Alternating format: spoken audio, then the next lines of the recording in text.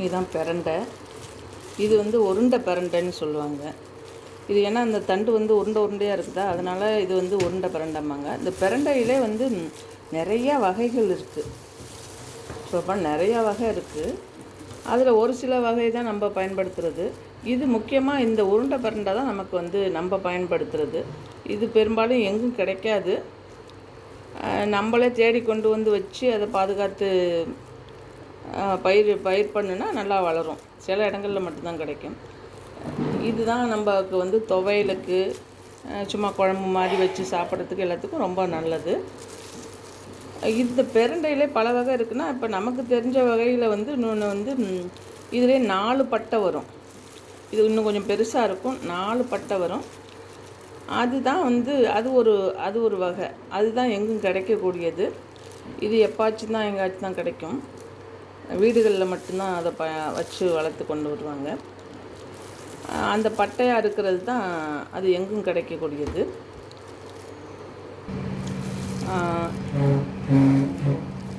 இந்த பார்த்திங்கன்னா,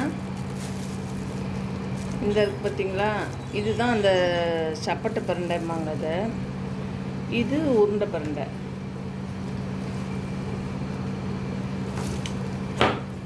இது உருண்டை பிரண்டை. இந்த வித்தியாசத்தை பார்க்கலாம் நம்ம. இந்த பார்த்திங்கன்னா தெரியும். இப்போ இதுதான் நம்ம எப்போதும் பயன்படுத்தக்கூடிய பிரண்டை. ஆனால் இது எல்லா இடங்களையும் கிடைக்காது. இதுதான் ரொம்ப நல்லா மாவு மாதிரி இருக்கும். ரொம்ப நார் இல்லாமல் மாவாக இருக்கும். இது வந்து கொஞ்சம் நார் நிற்கும். நிறைய இடங்களில் கிடைக்கக்கூடியது இந்த பிரண்டை தான். இந்த 4 பட்டை வரும். இந்த பக்கம் 2 பட்டை, இந்த பக்கத்தில் 2 பட்டைன்னு. ஆனால் இது உருளியாக தான் இருக்கும். இதுதான் இதுக்குள்ள வித்தியாசம். ஆனால் இன்னொரு இது கூட இருக்குது. இன்னொரு பிரண்டை கூட இருக்குது. பெரிய பட்டையில் இருக்கும். அது மாடுகளுக்கு தான் யூஸ் பண்ணுவாங்க.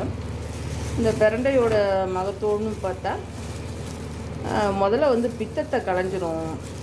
பிரண்டை வந்து பல நாட்களாக வந்து வாமிட் எடுப்பாங்க. அடிக்கடி வாமிட் எடுப்பாங்க. அது மஞ்சக்கமாலேன்னு இருந்தால், மஞ்சக்கமான டெஸ்ட் இல்லைன்னா இது பித்தம்தான் இப்படி வாமிட் எடுக்கிறது. அப்புறம் வந்து வயிற்றை பரட்டுது அப்படி சொல்லிட்டு சுண்டு படுத்துருவாங்க. அவங்களுக்கெல்லாம் வந்து ஒரு சின்ன ஒவ்வாத பார்ட்டிகள் வந்து உள்ளே இருந்து போயிடுறது, குடல் பகுதியில் தங்கி போயிடும். அதுதான் இந்த மாதிரி ஒரு இதை ஏற்படுத்தும். வயிற்று பரட்டலை வாமிட்டை ஏற்படுத்துறது. அதுக்கு இந்த பிரண்டையை சாப்பிட்டோம்னா அது உள்ள அந்த ஒவ்வாத பார்ட்டிகளை வெளில கொண்டு வந்துடும். நல்லா மோஷன் ஃப்ரீ ஆகும். முக்கியமாக என்னென்னா, அந்த மூட்டு வலிக்கு ரொம்ப உகந்தது, ரொம்ப பயனுள்ளது. தொடர்ந்து இந்த பிரண்டை வந்து துவையலாக பயன்படுத்தி ஒரு 40 நாள் எடுத்துக்கிட்டோம்னா மூட்டு வலி சுத்தமாக கண்ட்ரோல் ஆகிடுதுன்னு சொல்கிறாங்க. அதை பயன்பாட்டிலையும் தெரிஞ்சுக்கலாம். ரொம்ப நன்மை பயக்கூடியது. உடல் வலி, அப்புறம் வந்து இந்த பிபினால் கையில் ஏற்படுற மூட்டுகள், அந்த கையில் இந்த செதப்பகுதியில் ஏற்படுற வலி, வீக்கங்கள், இதையெல்லாம் கட்டுப்படுத்தக்கூடியது இந்த பிரண்டை தான்.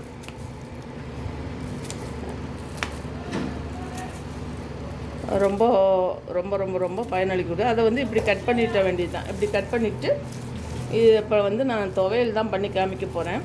இப்படி கட் பண்ணிவிடுங்க. கட் பண்ணிவிட்டு வதக்கிட்டு நம்ம துவையல் பண்ணி இதோட பல பொருட்களை சேர்த்து துவையல் பண்ணி சாப்பிடும்போது தொடர்ந்து 40 நாள் எடுத்துக்கிட்டோம்னா மூட்டு வலி சுத்தமாக கண்ட்ரோல் ஆகிடுது. இந்த தொடப்பகுதி வலிகள், அப்புறம் வந்து வெரிகோஸ் வெயின் இருக்கிறவங்க, இதுங்களுக்கெல்லாம் வந்து ரொம்ப அதெல்லாம் கூட நல்லா தட்டையாகிடும். இது தொடர்ந்து பயன்படுத்தணும்.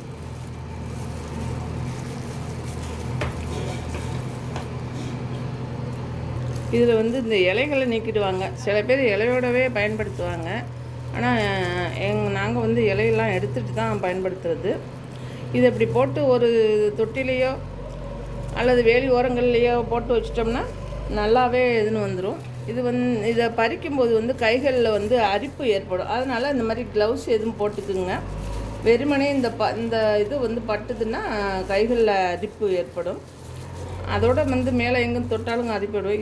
இது வந்து உடலில் உள்ள அரிப்புகளையும் கட்டுப்படுத்தும். இதில் துவையல் பண்ணி சாப்பிடும்போது இதில் இன்னொன்று பெஸ்ட்டான ஒரு இது என்னென்னா, தோசை பண்ணி சாப்பிட்லாம். நார்மலாக அரிசி ஊற வச்சுட்டு ஒரு அரைப்படிக்கு இவ்வளவு காணும் போட்டு அரைச்சிட வேண்டியதான். அப்படியே அரைச்சி பட்டை மிளகாய் போட்டு வெங்காயம் பூண்டு பெருஞ்சீரகம் இதெல்லாம் கூட போட்டுக்கலாம். போட்டு அரைச்சிட்டு அப்படியே தோசையை வார்த்தோம்னா நல்லா வழவழன்னு உடையாரும். இதில் உள்ள இந்த வலுவழுப்பான ஒரு தன்மை தான் நமக்கு வந்து இந்த மூட்டு வலிக்கு பயன்படுறது.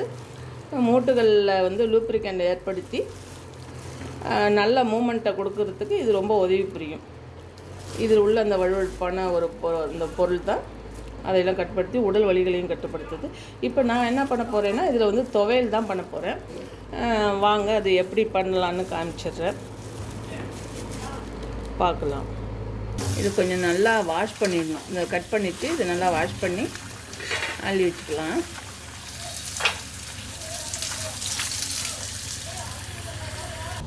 இப்போது எண்ணெய் ஊற்றிட்டேன். இது துவையலுக்கு தயார் பண்ணிடலாம். நம்ம நறுக்கி வச்சுருக்கோம் இல்லையா, இதையெல்லாம் அந்த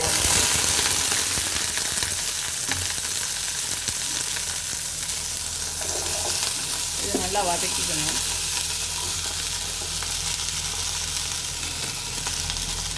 தக்காளி இறுதியில் போட்டுக்கலாம்.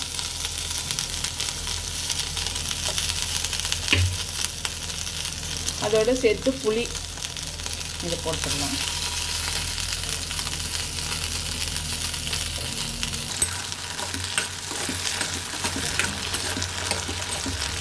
இது கொஞ்சம் நல்லா வதங்கணும். வதக்கும் போது நல்லா வாசனை வரும். இந்த பிரண்டையோட வாசனை நல்லா கம்மன்னு வரும்.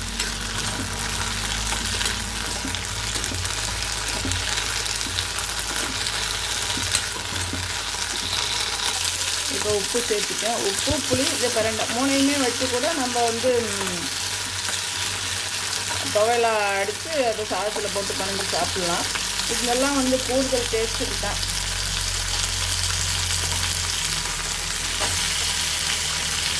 வெங்காயம் அப்புறம் வந்து பூண்டு கொஞ்சம் கொஞ்சம் போட்டுக்கிட்டாலே போதும்.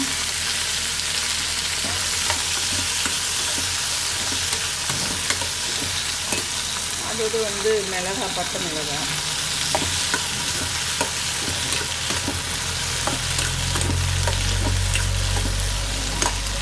உளுந்து போட்டால் தான் அதோட வந்து நல்லா.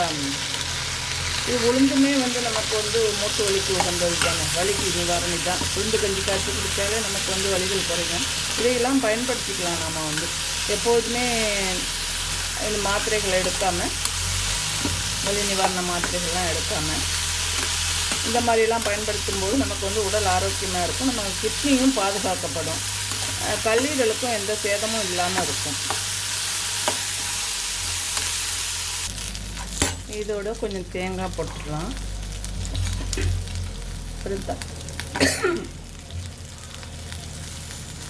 அப்படியும் போட்டுக்கலாம்.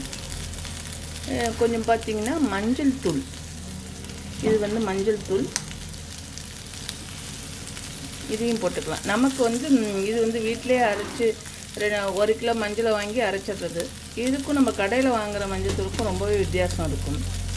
இந்த மாதிரி எல்லோரும் வீட்டிலே வாங்கி அரைச்சி பயன்படுத்தலாம். இதில் கொஞ்சம் போட்டுக்கலாம்.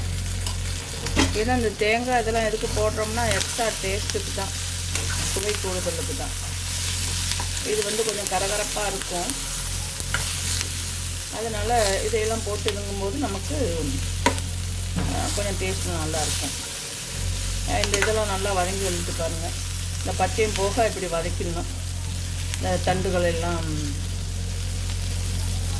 பாருங்கள், இந்த ஸ்டெம்மெல்லாம் அந்த பச்சையும் போக இந்த மாதிரி நேரத்து வரைக்கும் வதக்கிட்டோம்னா ரொம்ப சுவையாக இருக்கும். அந்த கலகரப்பும் ஏற்படாது. இது நாங்கள் அந்த பிரண்டை இதை அப்படியே துவையல் பண்ணி நம்ம சாதத்துலேயும் போட்டு சாப்பிட்டுக்கலாம்.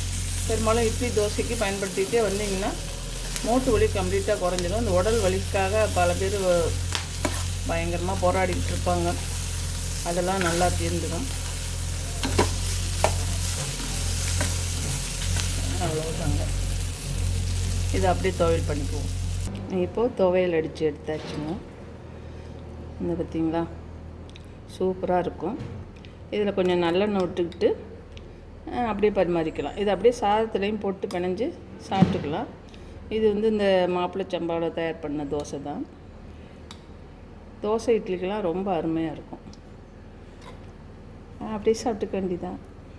தேங்க்யூ.